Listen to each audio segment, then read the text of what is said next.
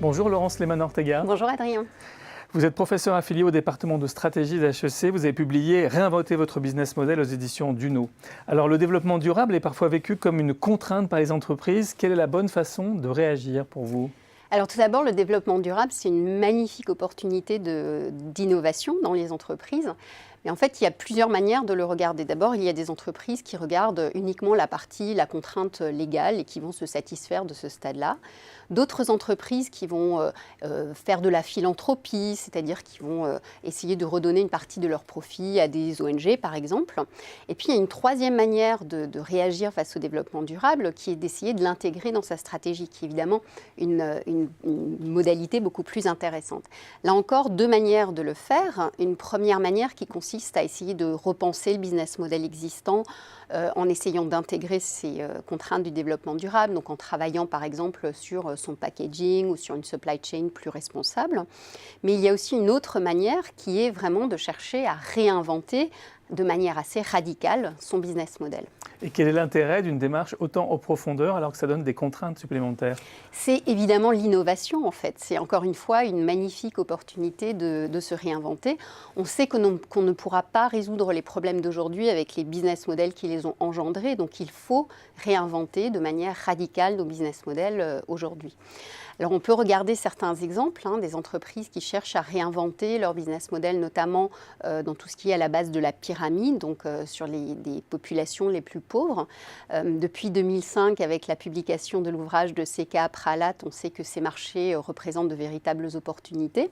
Alors beaucoup d'entreprises se sont engouffrées au cours des 10 dernières années dans cette logique en essayant de développer des business models très innovants à la base de la pyramide.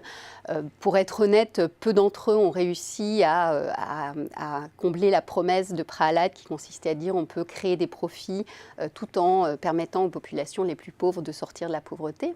Il y a quand même quelques exemples qui se démarquent, comme par exemple, je pense au groupe Bell qui a commencé par le Vietnam en augmentant leur volume de vente d'un produit existant qui était la vache qui rit au Vietnam et en développant un deuxième canal de distribution à travers des vendeurs de rue. Donc ces vendeurs qui au quotidien vendent des légumes dans les rues de Ho Chi Minh Ville. Et donc ces vendeurs aujourd'hui vendent de la vache qui rit, ce qui a permis à Bell d'augmenter le volume de vente, donc d'en faire un business profitable, mais en même temps à vocation sociale, puisque au-delà de la marge que se font les vendeurs en vendant la vache qui rit, le groupe Bell leur permet aussi d'accéder à la micro-assurance, par exemple, qui est très importante pour ces personnes qui vivent au jour le jour.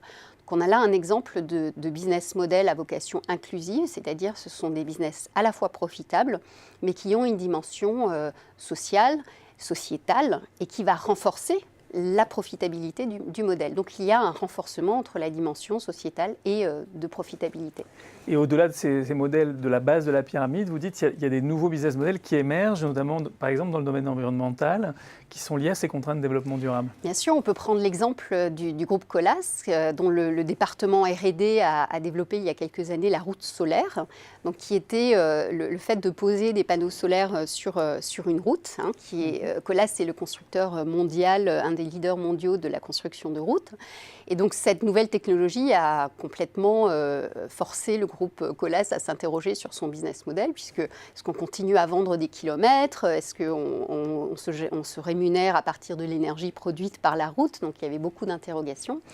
Mais en fait, ce qui est intéressant aussi dans cet exemple, que Colas est toujours en train d'expérimenter pour essayer de réinventer le business model qui correspond à cette technologie, ce qui est intéressant, c'est de se rendre compte qu'ils ont utilisé certaines parties de cette innovation très radicale pour l'intégrer dans leur business model existant de construction de routes. Par exemple, en faisant de la signalisation lumineuse sur des routes très classiques bituminées. Et en entrant dans cette démarche, ils ont donc arrivé à un résultat inattendu et positif. C'est ce qui arrive, vous le dites, dans ces démarches d'innovation avec la contrainte du développement durable. Tout à fait. Cette démarche, cette contrainte en fait, de développement durable, elle va pousser l'entreprise à être plus innovante et par capillarité, elle peut aussi avoir un impact sur les activités plus traditionnelles de l'entreprise. Eh bien, Laurence Lehmann-Ortega, merci pour cet éclairage sur l'innovation et le développement durable. Merci Adrien.